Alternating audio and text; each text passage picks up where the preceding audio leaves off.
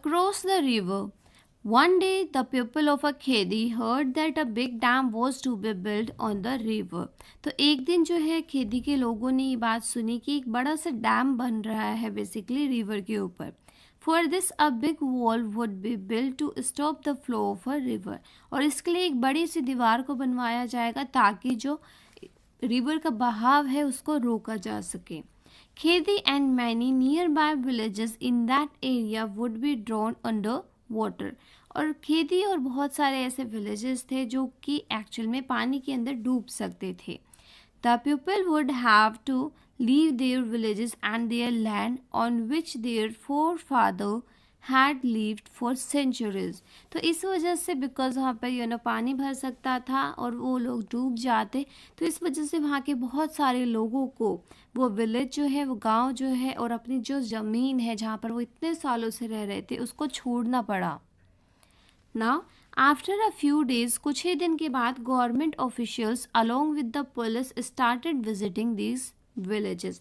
और कुछ ही दिन के बाद जो गवर्नमेंट के ऑफिसर्स होते हैं वो पुलिस के साथ हमारे गांव में आने लगे. Small children of the village so the police for the first time. तो जो छोटे छोटे बच्चे थे उस गांव के, उन्होंने पहली बार पुलिस को देखा था. Some children would run after them and some would get scared and start crying. अब कुछ बच्चे अचानक से पुलिस को देखकर भागने लगे और कुछ जो है वो डर गए और उन्होंने रोना स्टार्ट कर दिया. The officials measured the width and the length of the river, the field, the forest and the houses.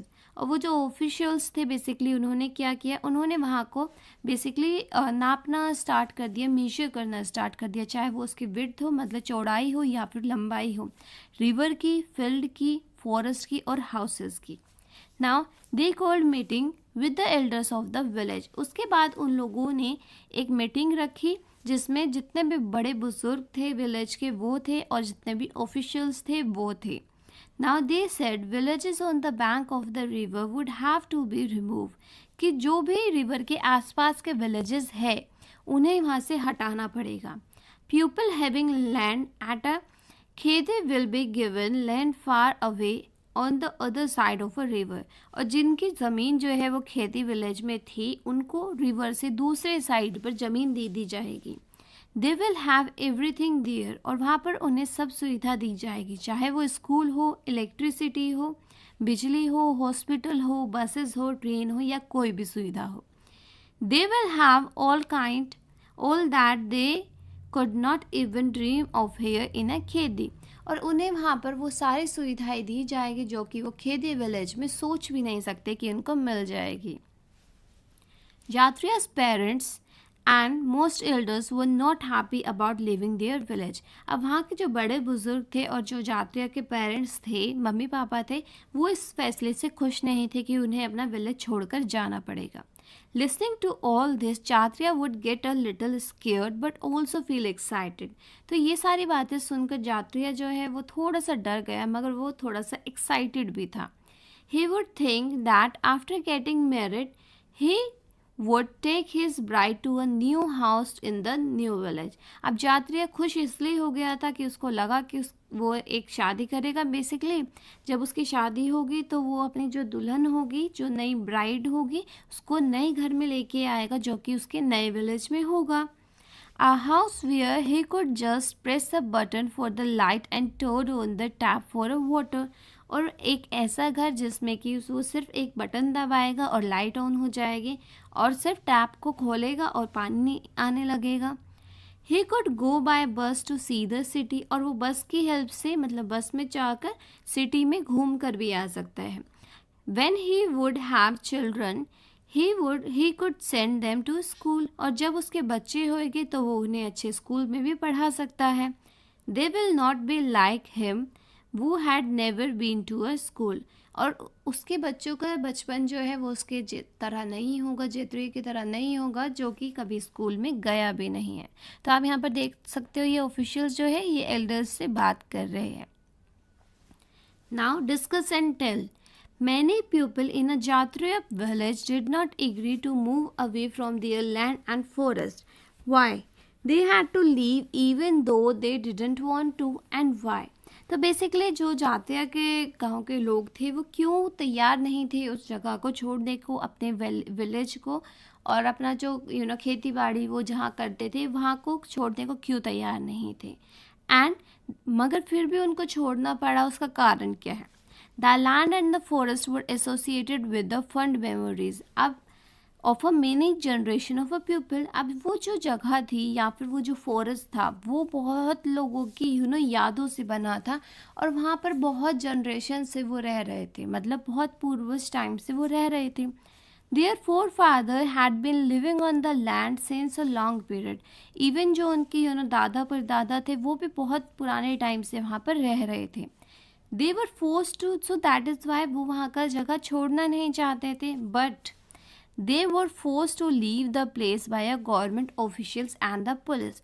मगर फिर भी पुलिस और गवर्नमेंट ऑफिशियल्स की वजह से उनको फोर्स किया गया कि वो अपनी वहाँ की जगह छोड़े। Moreover, they were also promised to be sent to a better place. और उनसे ये वादा किया गया कि उन्हें एक अच्छी जगह पर ले जाया जाएगा। They were promised that the new place would have a better facility in terms of electricity and water. और उन लोगों को ये यकीन कराया गया कि जहाँ पर भी वो नए शिफ्ट होएंगे, नई जगह पर शिफ्ट होएंगे, वहाँ पर उन्हें इलेक्ट्रिसिटी और पानी की पूरी सप्लाई दी जाएगी, और वहाँ पर हर चीज़ होगी, चाहे वह स्कूल हो या hospital. Now, in Khedi, how many people were there in a Jaitriya's family? अब खेदी विलेज में कितने लोग थे जैत्रिया के परिवार के?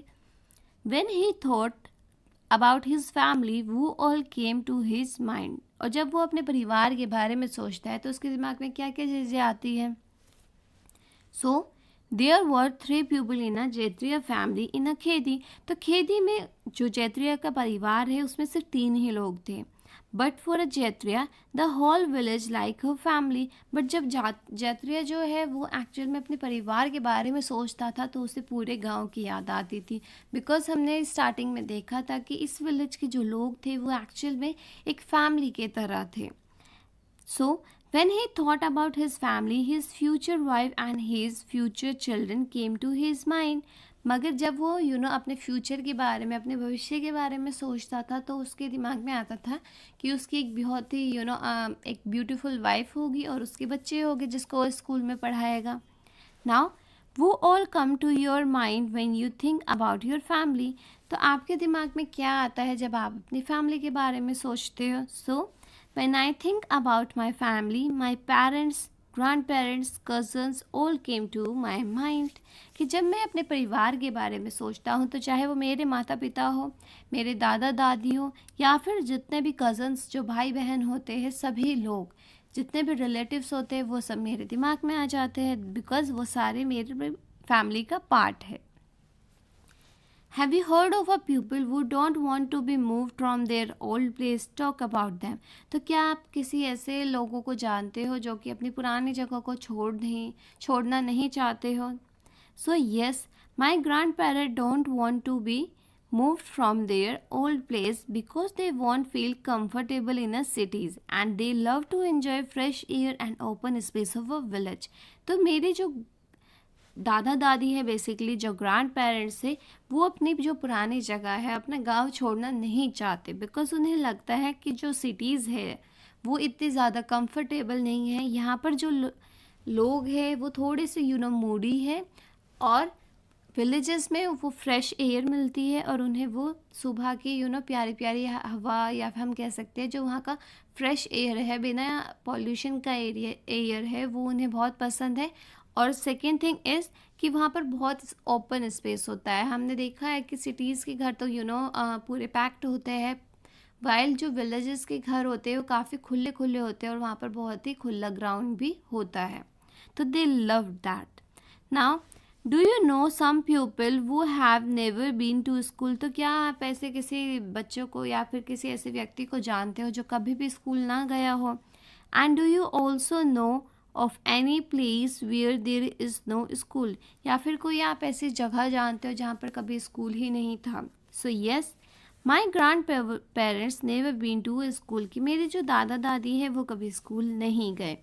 आई heard there is no school in some villages of a Meghalaya, कि मेघालय के कुछ ऐसे क्षेत्र है, कुछ ऐसे विलेजेस है जहाँ पर स्कूल की कोई भी सुविधा नहीं है.